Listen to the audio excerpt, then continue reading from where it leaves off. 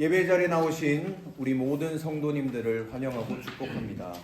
오늘 이 시간 우리의 마음과 뜻과 정성을 다하여 우리 하나님 앞에 예배하며 나아가도록 하겠습니다.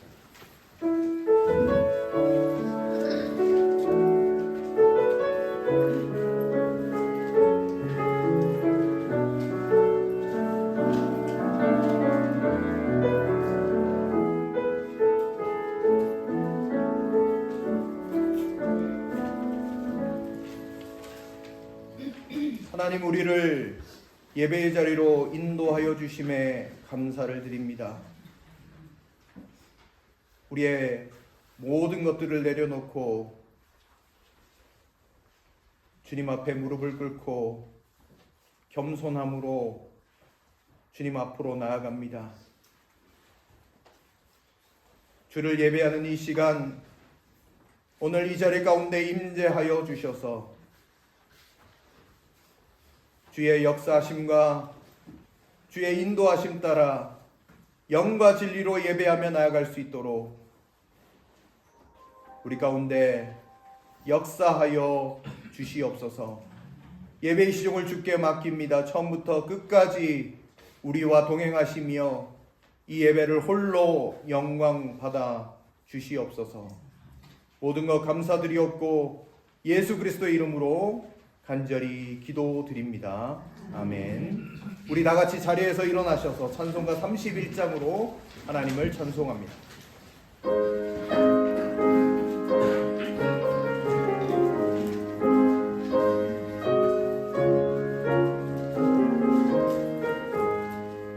찬양하라 복되신 구세주 예수, 백성들아 사랑을 전하세. 경배하라 하늘의 천군과 천사, 주님 앞에 영광을 돌리세. 목자같이 우리를 지키시고 종일 품에 늘 안아주시니, 찬양하라 높으신 권세를 찬양, 찬양 찬양 영원히 드리세. 찬양하라 복되신 구세주 예수, 우리 대신 주님을 담았네. 구주 예수 영원한 구원의 소망, 경배하며 겸손히 절하세.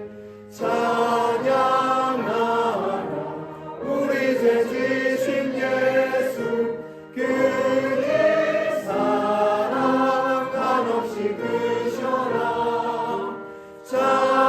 찬양하라 높으신 권세를 찬양, 찬양 찬양 영원히 드리세. 찬양하라 복되신 구세주 예수, 천사들아 즐겁게 찬양해. 구주 예수 영원히 다스리시니, 면류관을 주 앞에 드리세. 구주 예수 세상을 이기시고 영광 주에 또다시 오시리. 찬양하라 높으신 권세를 찬양, 찬양 찬양 영원히 드리세. 아멘. 사도신경으로 우리의 신앙을 다 함께 고백하겠습니다. 전능하사 천지를 만드신 하나님 아버지를 내가 믿사오며 그 외아들 우리 주 예수 그리스도를 믿사오니, 이는 성령으로 잉태하사 동정녀 마리아에게 나시고 본디오 빌라도에게 고난을 받으사 십자가에 못 박혀 죽으시고 장사한 지 사흘 만에 죽은 자 가운데서 다시 살아나시며 하늘에 오르사 전능하신 하나님 우편에 앉아 계시다가 저리로서 산자와 죽은 자를 심판하러 오시리라. 성령을 믿사오며 거룩한 공회와 성도가 서로 교통하는 것과 죄를 사하여 주시는 것과 몸이 다시 사는 것과 영원히 사는 것을 믿사옵나이다. 아멘. 이 시간 참회의 기도로 주님 앞에 나아가도록 하겠습니다. 하나님, 한 주간 우리의 삶을 되돌아보며 주님 앞에 참회함으로 나아갑니다. 주님의 말씀대로 살지 못하고 주님의 뜻을 붙잡지 못했던 우리의 삶이 있었다면 오늘 이 시간 다시금 주님 앞으로 달려 나아가오니 주여 우리의 죄를 용서하여 주시고 주님의 크신 자비하심으로 우리를 새롭게 하여 주옵소서. 이제는 하나님과 나만이 아는 은밀한 죄악들을 낱낱이 고백하며 기도의 자리로 나아가도록 하겠습니다. 하나님, 오늘 이 시간 주님 앞으로 나아갑니다. 우리의 모든 연약함들을 내려놓습니다. 주여, 교만하였고 겸손하지 못했으며 하나님의 말씀을 쫓지 못하고 주의 말씀대로 살지 못했던 하나님, 우리의 삶을 하나님 앞에 회개하며 이 시간 나아갑니다. 주여, 긍휼히 여겨 주옵소서. 주여, 우리에게 하나님의 놀라운 은총을 더하여 주시사 하나님의 보혈로 말미암아 새롭게 시킴받는 귀한 은혜들을 허락하여 주시고 주님이 우리에게 말씀하신 것처럼 하나님 아버지, 우리를 새롭게 해주시는 그 은총과 은혜가 날마다 우리 가운데 역사할 수 있도록 도와주시옵소서. 하나님, 모든 영광을 주님께 올려드립니다. 우리는 그리스도 안에서 그의 은혜의 풍성함을 따라 그의 피로 말미암아 속량 곧 죄사함을 받았느니라. 아멘. 자리에 앉으시길 바랍니다. 교독문 25번 시편 47편 말씀을 함께 교독하시겠습니다.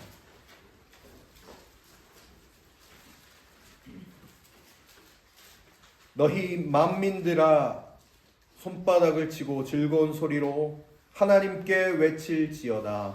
지존하신 여호와는 환도하시고 온땅에 큰 왕이 되시니로다.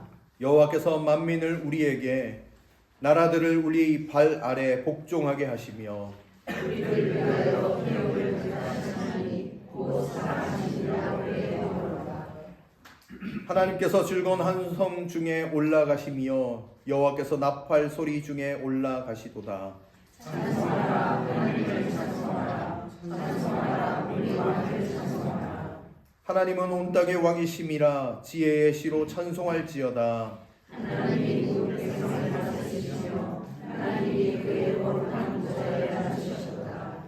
문나라의 고관들이 모이며 아브라함의 하나님의 백성이 되도다. 세상의 모든 왕들은 하나님의 것이며 그는 우리를 다스리시도다. 아멘. 이 시간 찬송가 446장을 찬송 드리신 후에 김예은 청년 기도 인도로 다 함께 기도 드리시도록 하겠습니다.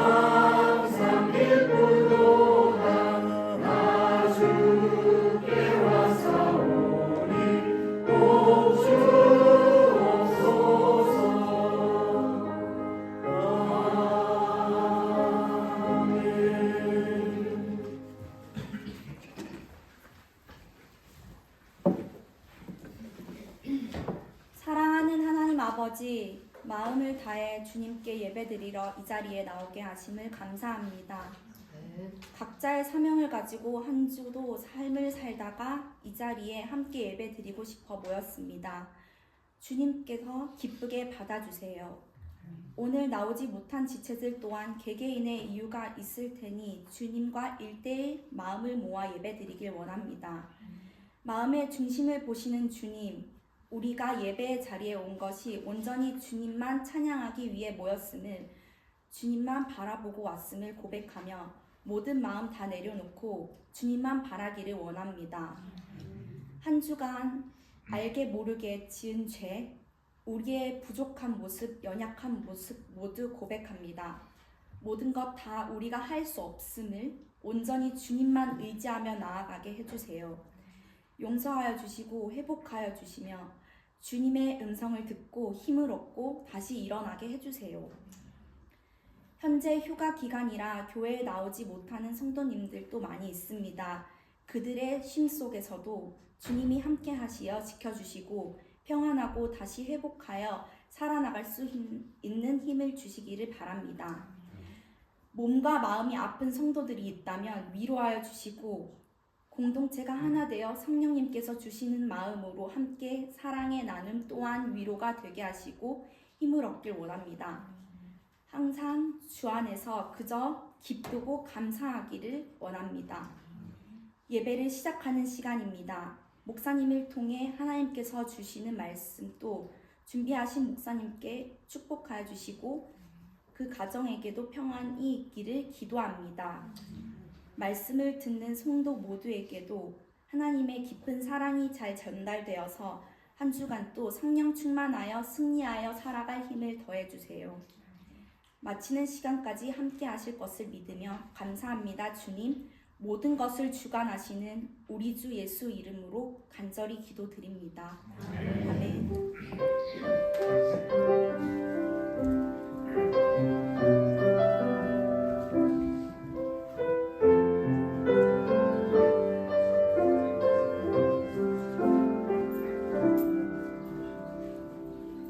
하나님께서 오늘 우리 가운데 주신 말씀은 사도행전 17장 1절로 15절까지의 말씀입니다.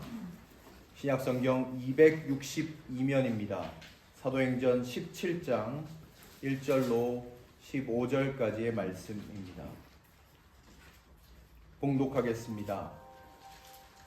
바울 일행은 암비볼리와 아볼로니아를 거쳐서 데살로니가에 이르렀다. 거기에는 유대 사람의 회당이 있었다.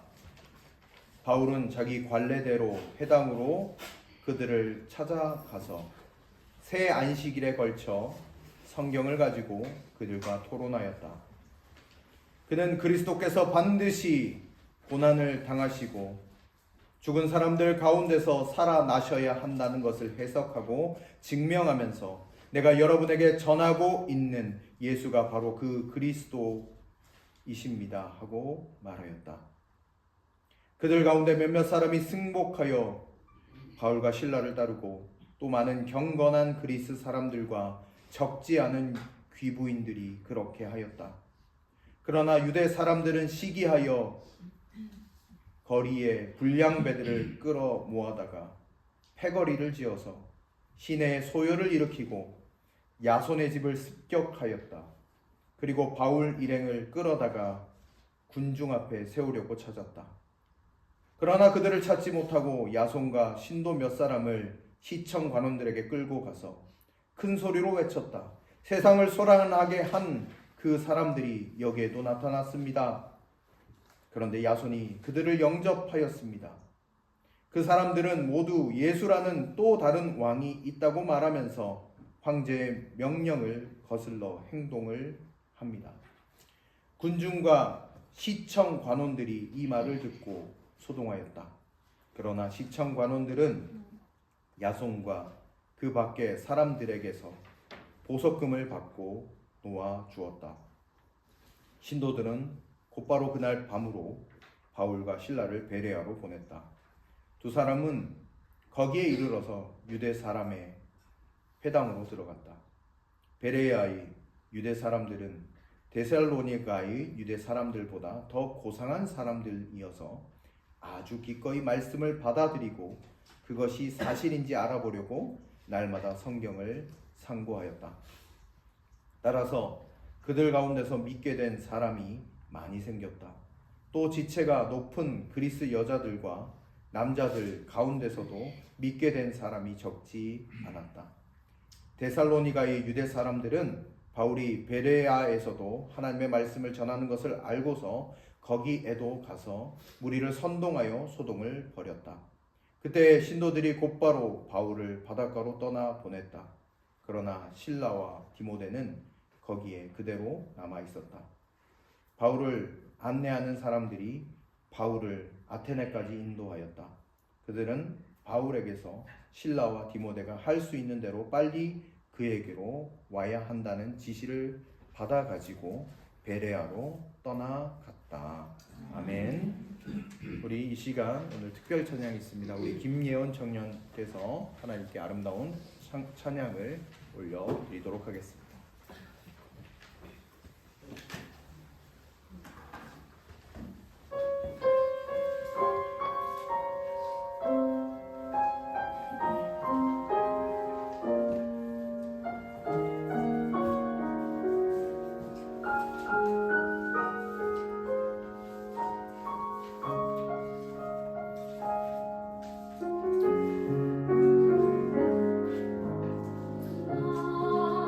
나의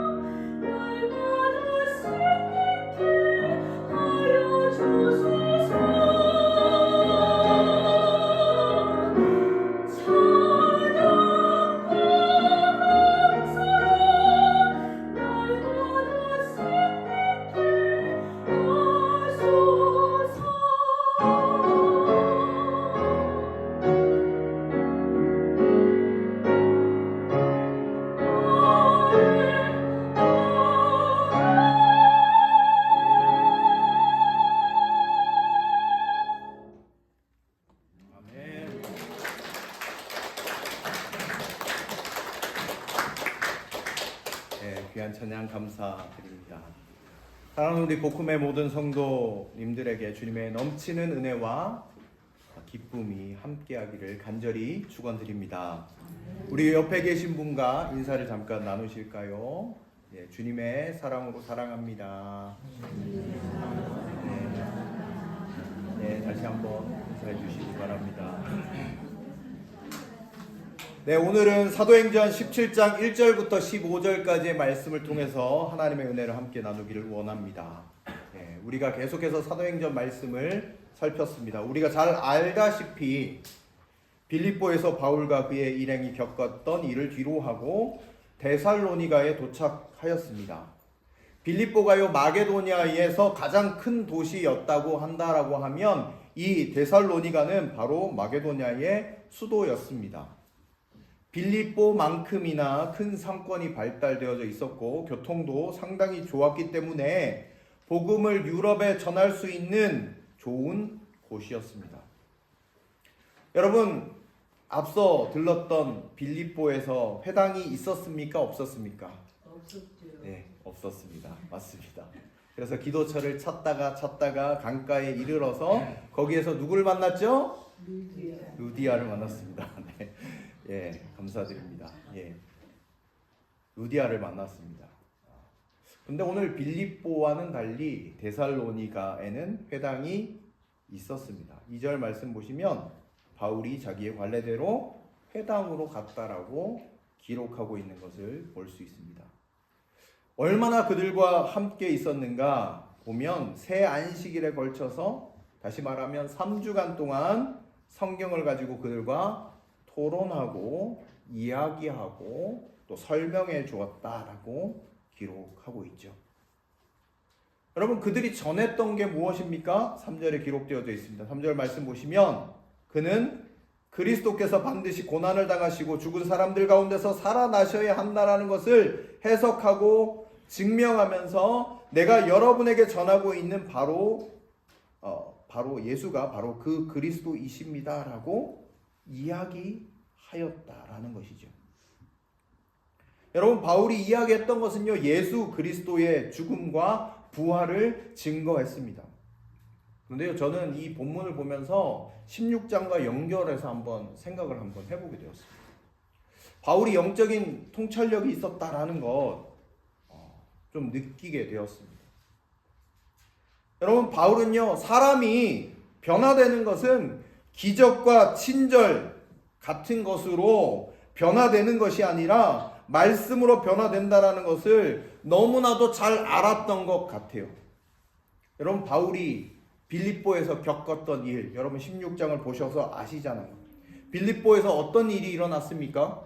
귀신 들린 여인을 고쳤죠. 기적이 일어났습니다.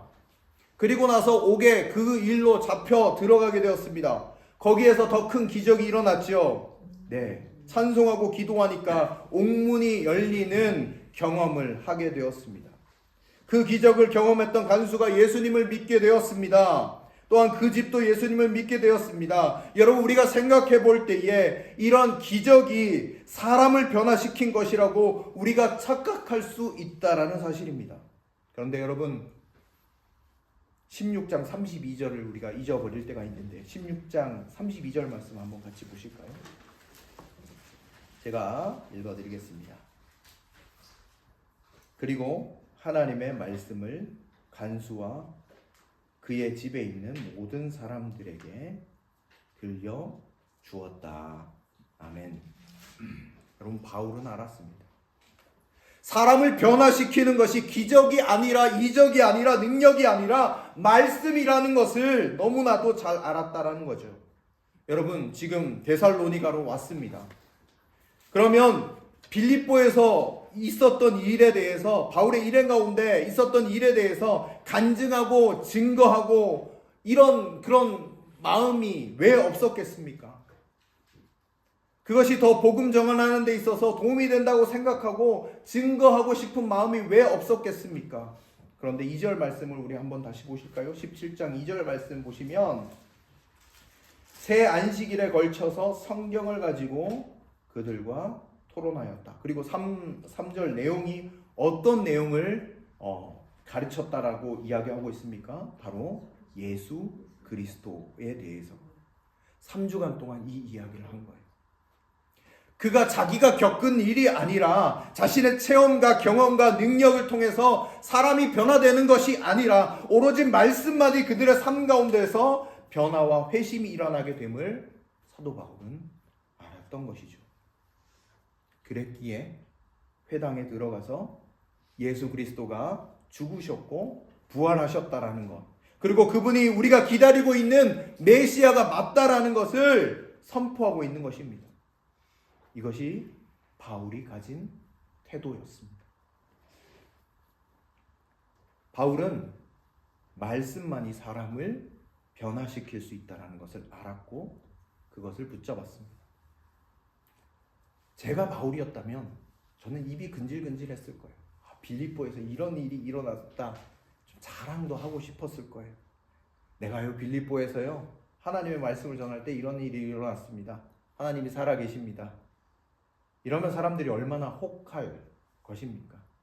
그런데 그것이 사람을 변화시키는 결정적인 역할을 하는 게 아니라는 거죠. 여러분, 사람은 영적인 존재입니다.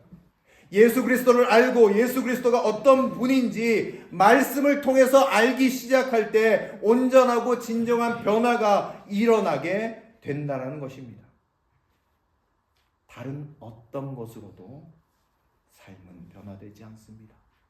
오로지 말씀만이 우리의 인생을 변화시키는 것이죠.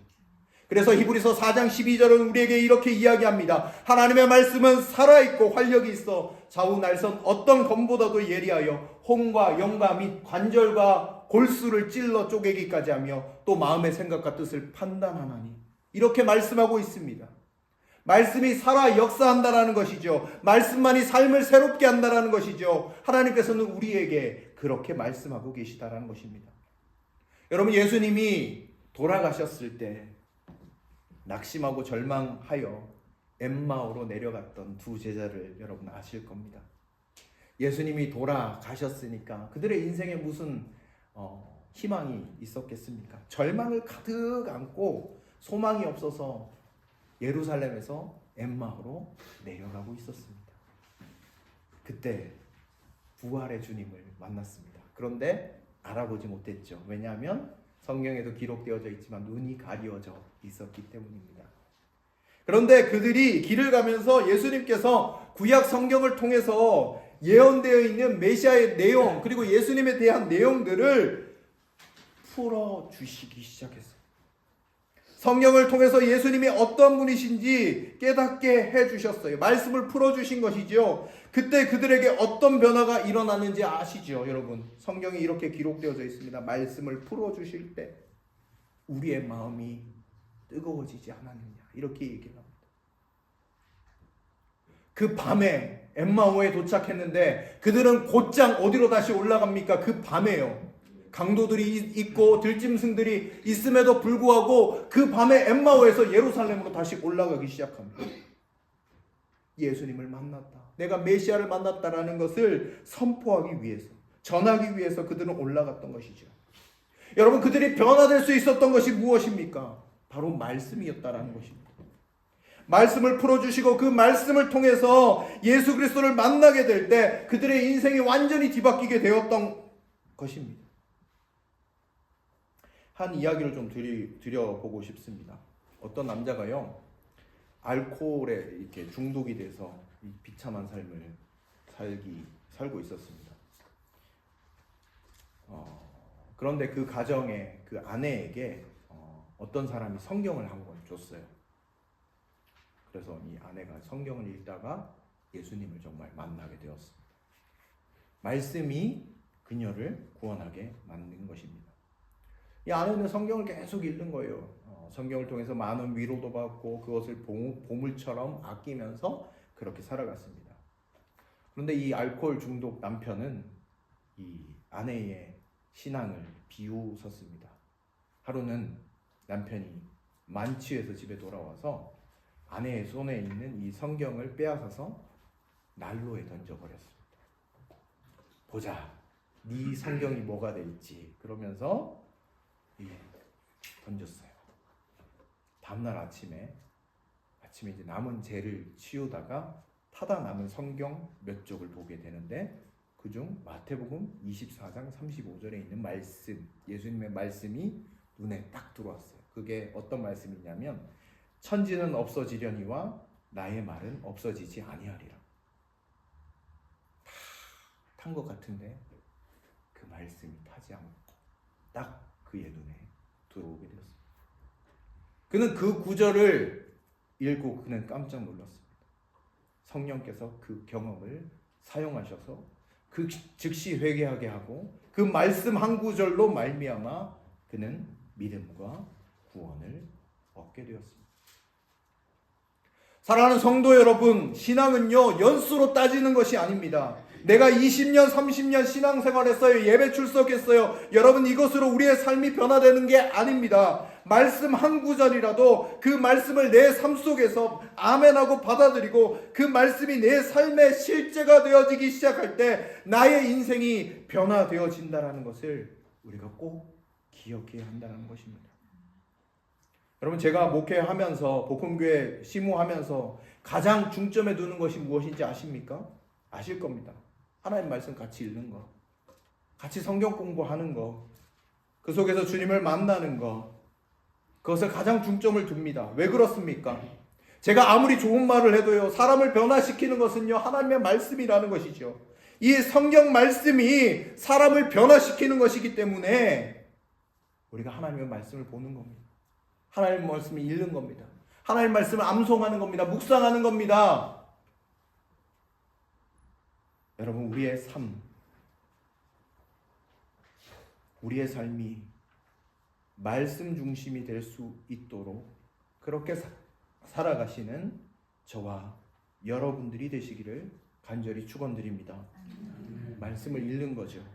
말씀을 암송하고 말씀이 삶이 되기 시작할 때에 내 삶의 성령의 역사가 나타나게 될 줄로 믿습니다. 이것이 바울이 고백하고 있는 신앙의 모습입니다. 말씀의 능력이 우리의 삶이 되는 하나님의 백성들이 되시기를 간절히 축원드립니다.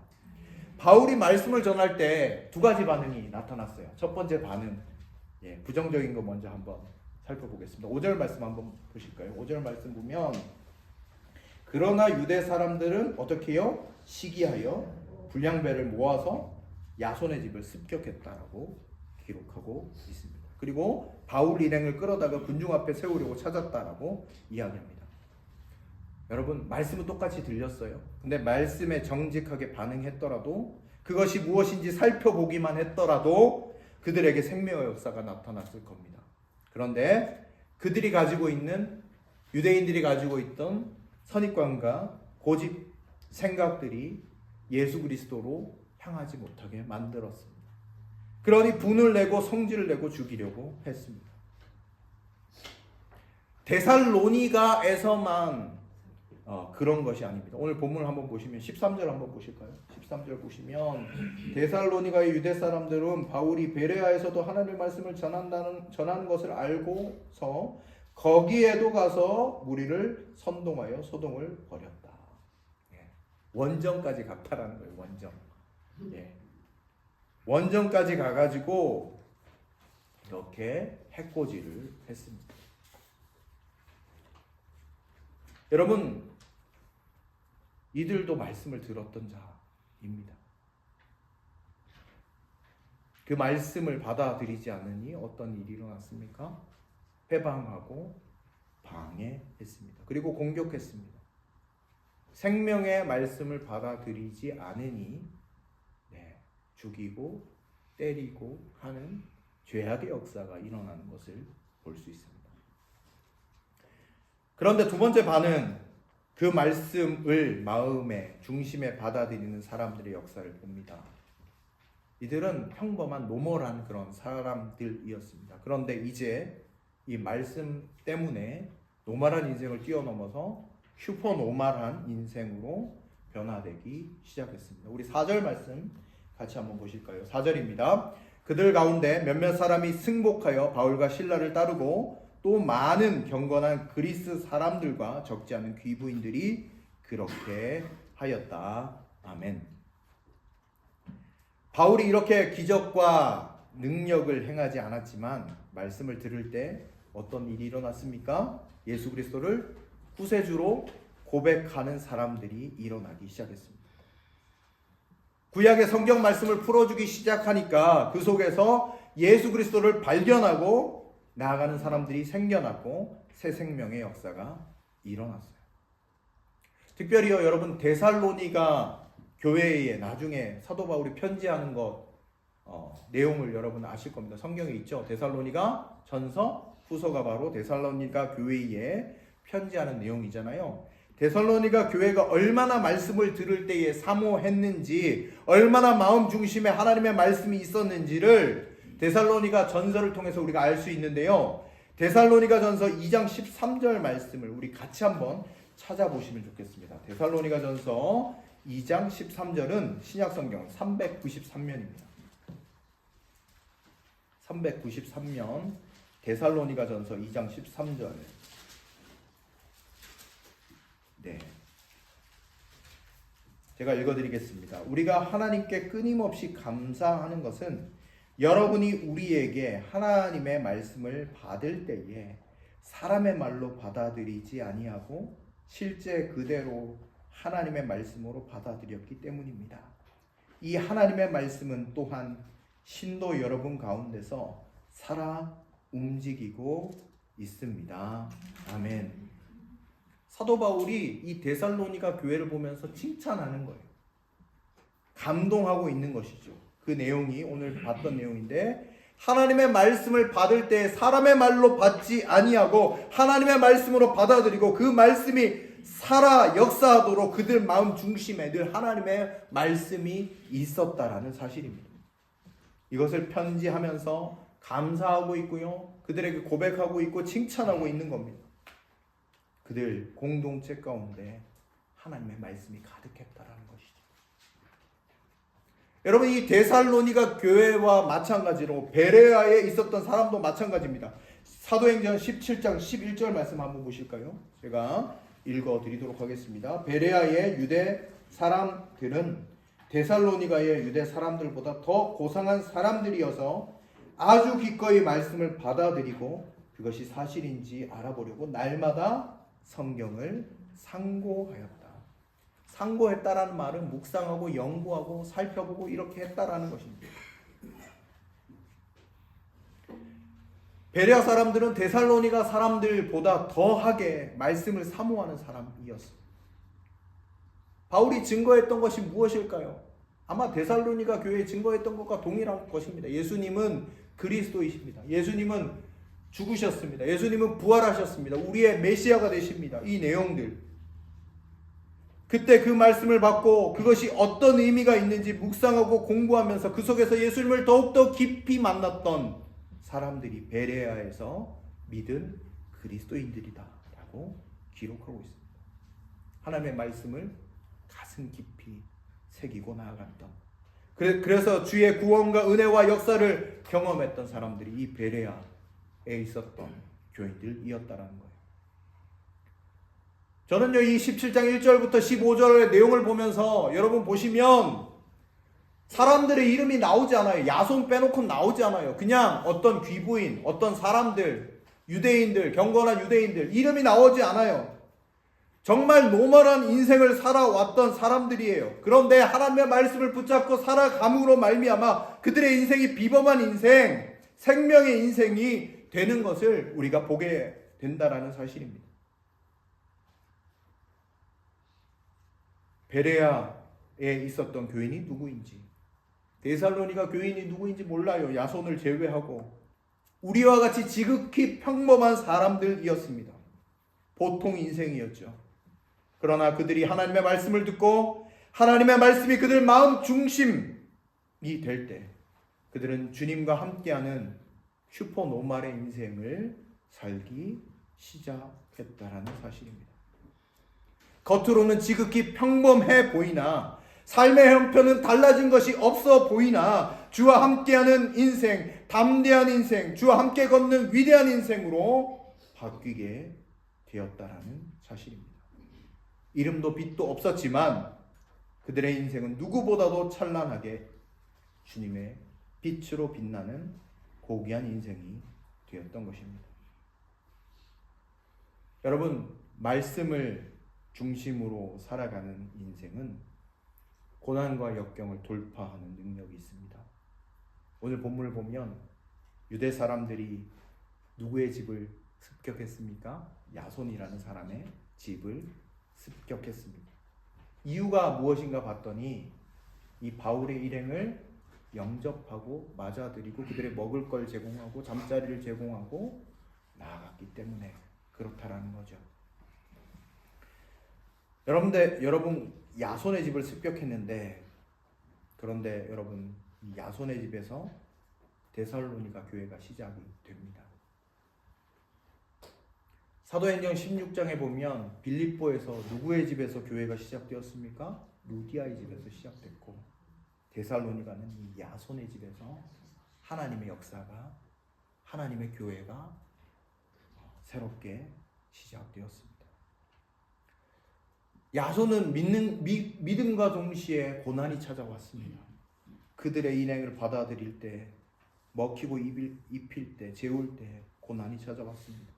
아마 알았을 겁니다. 그럼에도 불구하고 그들에게 그렇게 대접했을 겁니다.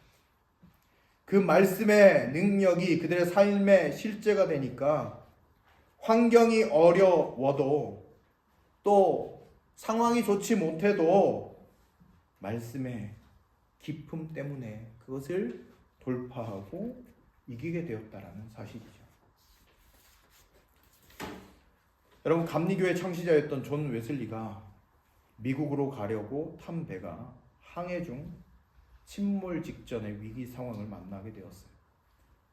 그때 미국 인디언들에게 선교하기 위해서 존 웨슬리 목사님이 갔는데 죽음의 공포에 떨기 시작했습니다.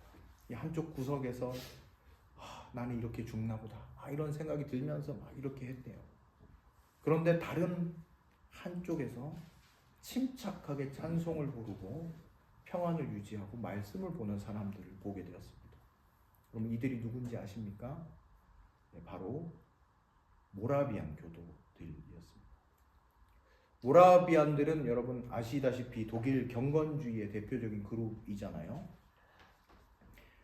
여러분, 모라비안 교도들도 다 이름 없는 사람들입니다. 신앙의 핍박 때문에 진젠도르프, 독일의 진젠도르프 백작을 만나고 거기서 공동체를 이루게 되죠. 바로 헤른후트라고 여러분 들어보셨을 겁니다. 그 공동체를 이루면서 살아갔던 사람들인데, 이 모라비안 교도들이 평안함 가운데 찬송을 하면서 나아갔던 그 모습이 이제 뭐 배가 침몰하진 않았어요. 이제 도착하고 나서 그게 계속 생각이 나는 거예요. 그래서 이 모라비안 교도들을 찾아가게 되는데 그 모임 가운데 그들이 무엇을 하고 있냐 보니까 이 말씀을 깊이 연구하는 거예요. 말씀을 함께 나누는 거예요. 그리고 기도하는 거예요. 그 모습을 보면서 깨닫습니다. 내가 모태신앙으로 살아왔고 목사가 되고 선교사로 헌신하고 주님께 모든 삶을 드린다고 했는데 내 인생에 진짜 말씀이 실제가 되지 못하면 내가 그렇게 두려워 떨 수밖에 없었구나 라는 것을 알게 되었고, 또 회개하게 되었고, 말씀과 기도함을 통해서 그곳에서 회심의 진정한 회심을 경험하게 되었습니다.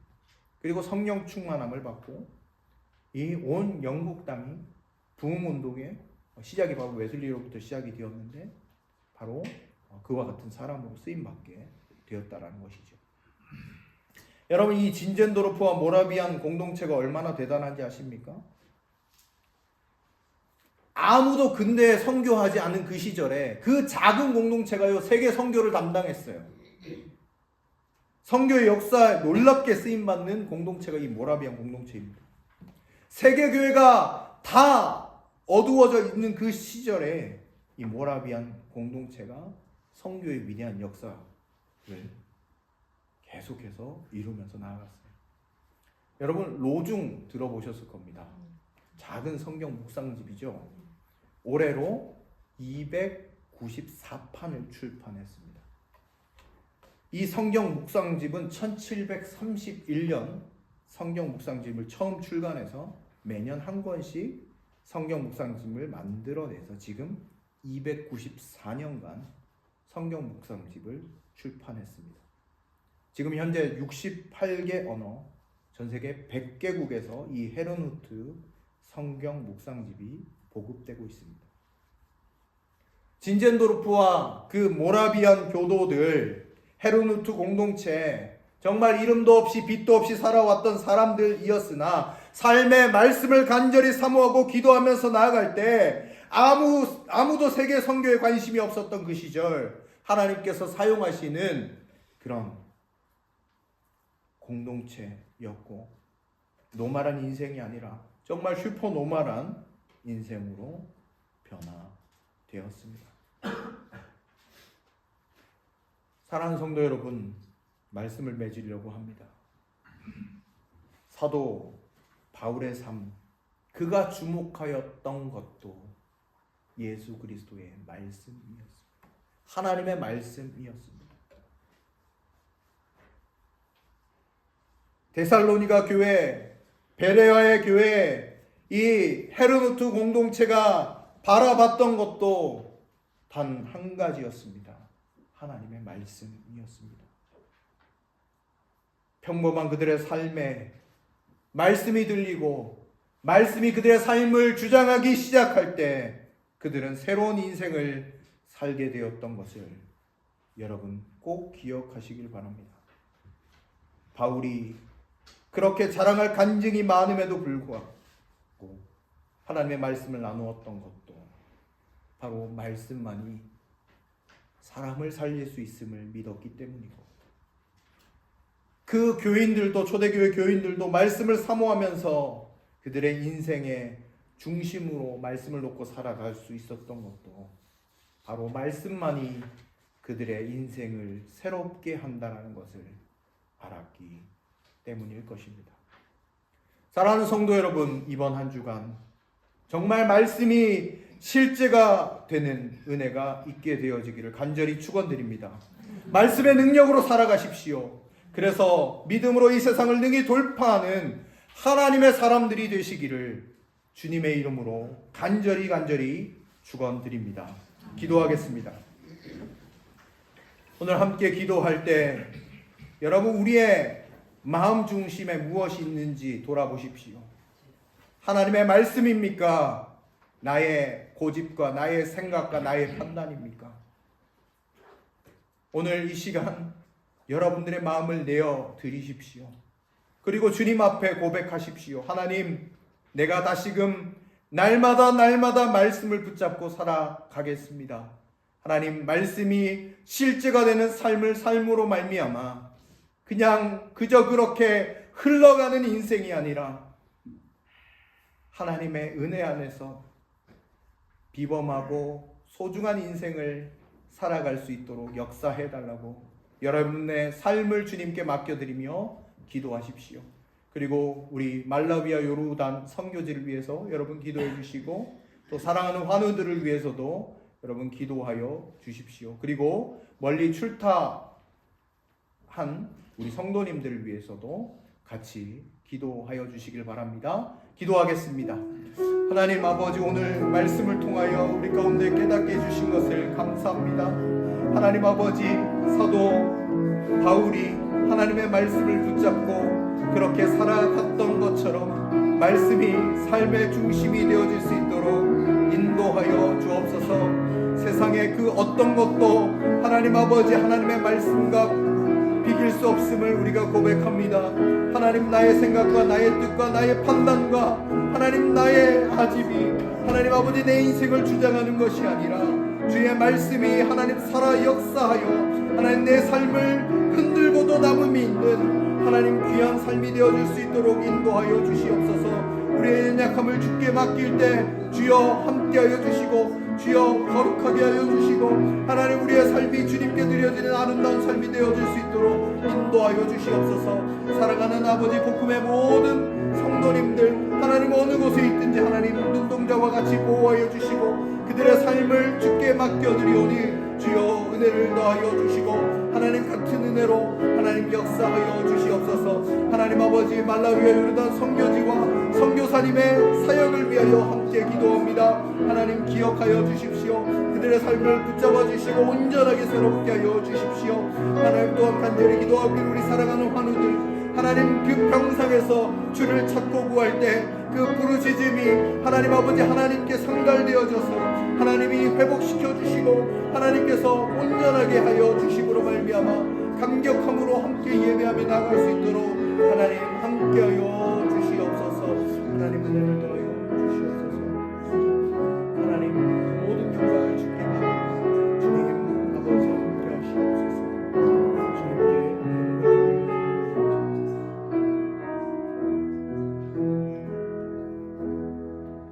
하나님 우리의 인생 가운데 우리의 마음 중심에 하나님의 말씀이 있기를 원합니다. 세상의 소리나 나의 생각과 나의 판단이 내 인생을 주관하고 내 인생을 경영하며 나아가는 삶이 아니라 하나님의 말씀만이 하나님 우리의 인생의 나침표가 되게 나침반이 되어질 수 있도록 인도하여 주시옵소서. 하나님 한 주간의 삶을 맡겨드리오니 하나님 영적으로 육적으로 강건할 수 있도록 도와주시고 하나님의 뜻 가운데 살아가는 하나님의 백성들 되게 하여 주옵소서. 하나님 오늘 주님 앞에 나올 때 귀한 물질을 구별하여 드리는 손길이 있습니다. 하나님의 나라를 위하여 하나님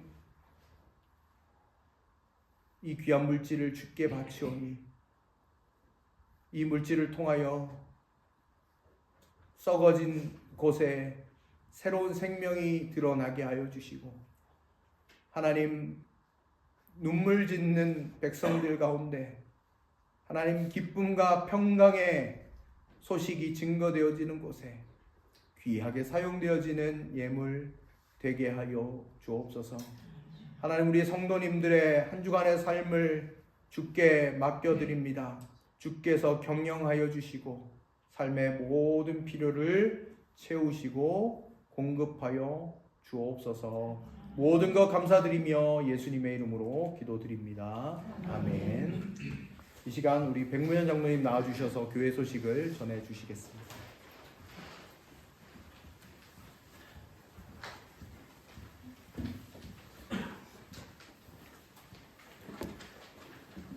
네, 오늘 예배에 참석하신 모든 성도님들을 주님의 이름으로 환영합니다.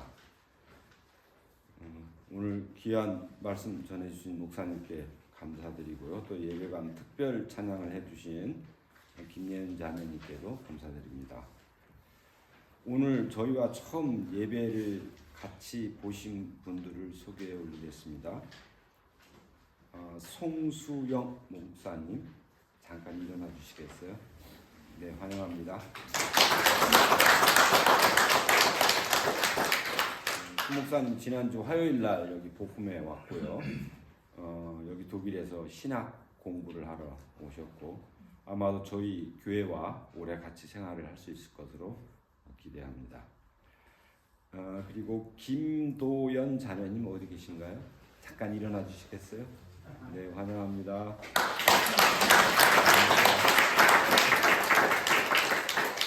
2주 전에 여기 독일에 왔다고 하시고요. 이제 다음 주부터 어학 코스를 시작한답니다. 이따 2차 시간에 같이 교제 나눠 주시기 바랍니다. 다음 주 특별 찬양은 청년회가 해주시겠습니다. 여신도의 1일 소풍이 8월 1일 루어제 운트 몬샤우에로 소풍을 떠난답니다. 오고 가는 여정을 위해서 다 함께 기도해 주시길 바랍니다. 세 달 토요 아침 기도회 오는 토요일 8월 3일 아침 8시에 교회 지휘와 별관에서 기도회가 있겠고 기도회 후에 주찬을 함께 합니다. 이번 주 정교인 성경 봉독 구간은 이사야서 36장에서 66장까지입니다. 김지선 집사의 따님 신준경 학생이 베를린 샤르테 의대에 합격하였답니다. 오늘 김지선 집사님은 안 오신 것 같은데요. 추후 서로 축하해 주시길 바랍니다. 교회 일정은 주보를 참조하시고요. 오늘 저녁 6시에 멜란스톤 교회에서는 오르겔 콘서트가 있는데 지난주에 말씀드린 것처럼 노성영 오르겔 연주자랍니다. 한국분이시고요. 현재 라이프치히 음대 오르겔 마이스터 클래스에 과정 중에 있고 최근 몇 년도에 걸쳐서 중요 국제대회 1등상에 입상을 많이 하신 분이랍니다. 입장료는 12유로입니다.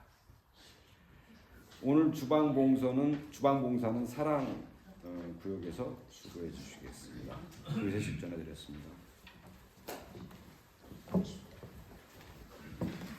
네, 우리 다 같이 자리에서 일어나시도록 하겠습니다. 찬송가 635장을 찬송 드리신 후에 축도함으로 예배를 마치겠습니다.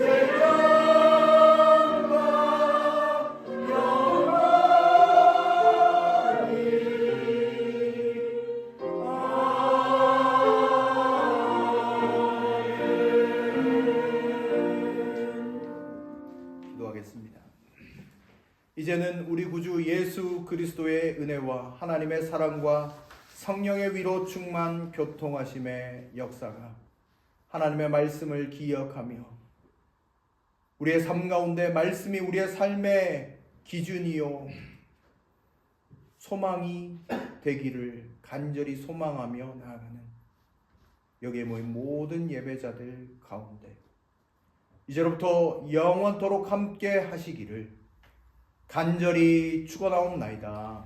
아멘.